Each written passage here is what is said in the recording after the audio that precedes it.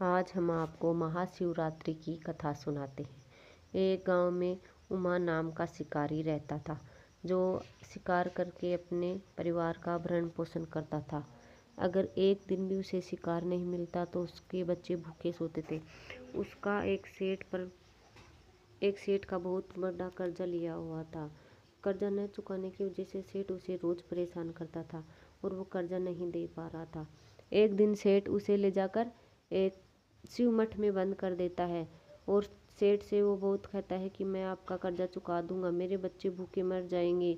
लेकिन सेठ उसकी एक नहीं सुनता और उसे शिव मठ में ले जाकर बंद कर देता है। वो पूरी रात शिव मठ में भूखा प्यासा बंद रहता है और उसी दिन का शिवरात्रि था।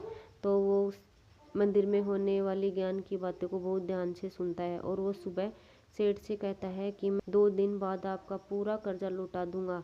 तो सेठ उसे 2 दिन की मोहलत देकर छोड़ने की सोचता है और सेठ उसे कहता है कि अगर तुमने 2 दिन बाद कर्जा नहीं लौटाया तो मैं तुम्हारा कर्ज दुगना कर दूंगा। और ये कहकर सेठ उसे छोड़ देता है और वो सोचता है कि 2 दिन बाद अगर कर्जा नहीं चुका पाया तो सेठ कर्जा दुगना कर देगा।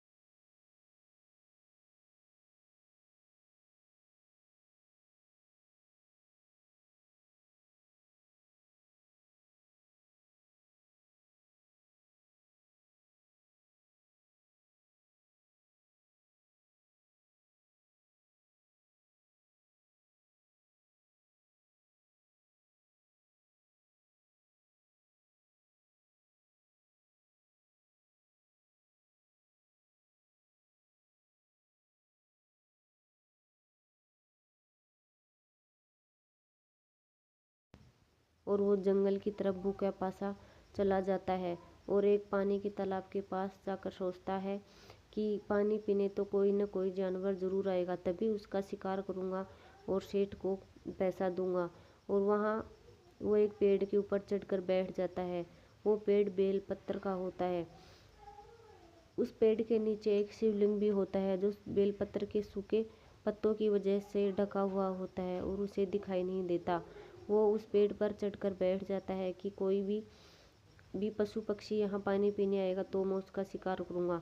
थोड़ी देर इंतजार करने के बाद वहाँ एक हिरण आता है और वह जैसे ही हिरण का शिकार करने के लिए तीर को कमान में डालता है तो हिरण बोलती है कि रुको रुको, मैं गर्भ से हूँ, पेट से हूँ।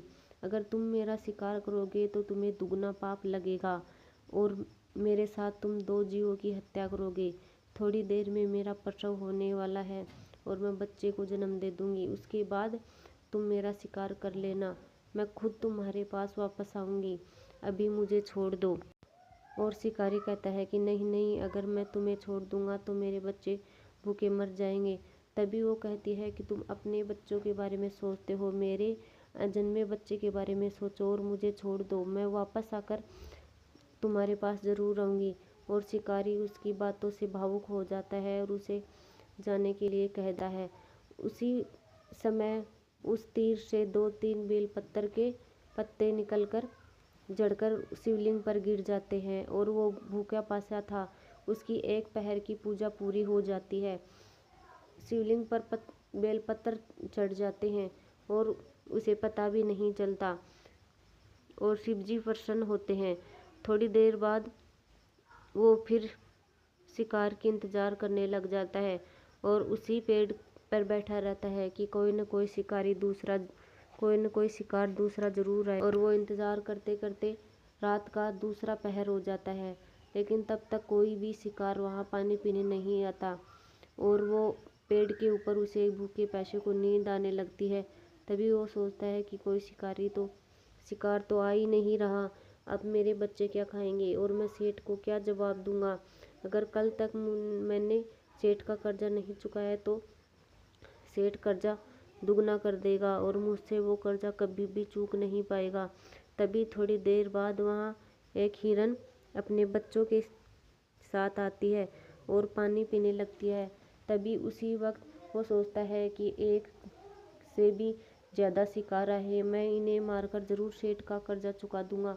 और वो जैसे ही उनको मारने लगता है तभी वो हिरन बोलती है कि रुको, मेरे साथ मेरे छोटे छोटे बच्चे हैं, हमें मत मारना। तभी वो सोचते हैं कि नहीं नहीं, मैंने पहले ही एक शिकार छोड़ दिया है, अब तो मैं तुम्हें कर पैसा लेकर अपने बच्चों के लिए खाना लेकर जाऊंगा और सेठ का कर्जा चुकाऊंगा। तभी वो सोचता है कि तभी वो कहती है कि तुम अपने बच्चों के बारे में सोच रहे हो, मेरे बच्चों के बारे में भी सोचो। मैं अपने बच्चों को उनको पिता के पास छोड़कर वापस तुम्हारे पास आ जाऊंगी। और यह सुनकर वो भावुक हो जाता है और उसे भी जाने देता है। इसी वक्त उसे निकलकर और थोड़े से पत्ते आकर शिवलिंग पर चढ़ जाते हैं और शिव जी की दूसरे पहर की पूजा भी पूरी हो जाती है। और वो फिर थोड़ी इंतजार करने लगता है और सोचता है कि आज तो 2 शिकार तो चले गए, अब पता नहीं कोई आएगा या नहीं। थोड़ी देर बाद तीसरा हिरन वहाँ आता है और तभी वो उसका शिकार करने लगता है। तो कहती है कि रुको रुको, ठहरो, मुझे मत मारो मत मारो। और वो कहता है कि नहीं नहीं, इस बार तो मैं तुम्हें बिल्कुल भी नहीं जाने दूंगा, मैंने पहले ही 2 शिकार जाने दिए हैं, अब तो मैं तुम्हें मार ही दूंगा। तो वो कहती है कि नहीं नहीं, मुझे मत मारो, मुझे अपने पति से पिछड़े हुए बहुत दिन हो गए, मैं अपने पति से मिलने के लिए जा रही हूँ, एक बार मुझे बस अपने पति से मिल लेने दो, फिर मार लेना। तो वो सोचता है कि ठीक है, थोड़ी देर और इंतज़ार कर लेता हूँ। और जैसे ही उसकी तीसरा पहर हो जाता है रात्रि का और उसकी तीर से कुछ और पत्ते बेलपत्र के निकलकर शिवलिंग पर चढ़ जाते हैं, इसी तरह उसकी तीसरे पहर की पूजा भी पूरी हो जाती है और वह उस पेड़ के ऊपर बैठ जाता है कि कोई और शिकार आएगा, उसका शिकार कर लूँगा। क्या हुआ अगर 3 शिकार निकल गए तो, अभी तो बहुत टाइम बाकी है और थोड़ी देर बाद वहाँ पर एक हट्टा खट्टा हिरन आता है। उसे देखकर वो खूब खुश होता है कि इससे तो सारा ही काम बन जाएगा। और वो जैसे ही उसे मारने लगता है तो वो हिरन कहता है कि अगर तूने बाकी उन 3 हिरनों का शिकार कर लिया है तो मुझे भी जीवित मत छोड़ो, मुझे भी मार डालो, मैं जीकर क्या करूँगा, मैं उन तीनों हिरनों का पति हूँ, मुझे भी मार दो। और अगर तुमने उन तीनों को जीवन दान दिया है तो मुझे भी कुछ क्षण के लिए जीवन दान दे दो, मैं अपने पत्नी और बच्चों से मिल लूँ, फिर हम चारों तुम्हारे पास आ जाएंगे और तुम हमारा शिकार कर लेना। तो वो कहता है कि नहीं नहीं, मैंने उनको छोड़ दिया, अब तुम्हें बिल्कुल भी नहीं जाने दूंगा, मेरे बच्चे भूखे हैं प्यासे हैं और सेठ मेरा इंतज़ार कर रहा है, अगर मैंने उनको पैसे ले जाकर नहीं दिए तो वो कर्जा दुगना कर देगा और हम कभी चुका नहीं पाएंगे। लेकिन वो हिरन के बार बार गुहार करने पर वो मान जाता है और उसे भी जाने देता है। ये सब दृश्य आकाशलोक में बैठे हुए सभी देवी देवता देख रहे थे और उस शिकारी के ये करुणा भाव दया भाव देखकर सभी देवता शिव जी के पास जाते हैं और शिव जी से कहते हैं कि तुम्हारी देखो, ये भूल भूल में पूजा भी कर दी और भूखा प्यासा था, इसे कोई न कोई इस पर कोई उपकार करो, दया करो। भोलेनाथ, आप तो सभी भक्तों की रक्षा करते हैं, इनकी भी रक्षा करो। तभी भोलेनाथ उसे दर्शन देते हैं और उसकी सभी मनोकामना पूरी करते हैं और शिकारी सेठ के पास जाकर उसका सारा कर्जा लौटा देता है और अपने बच्चों को भी अच्छी तरह रखने लगता है।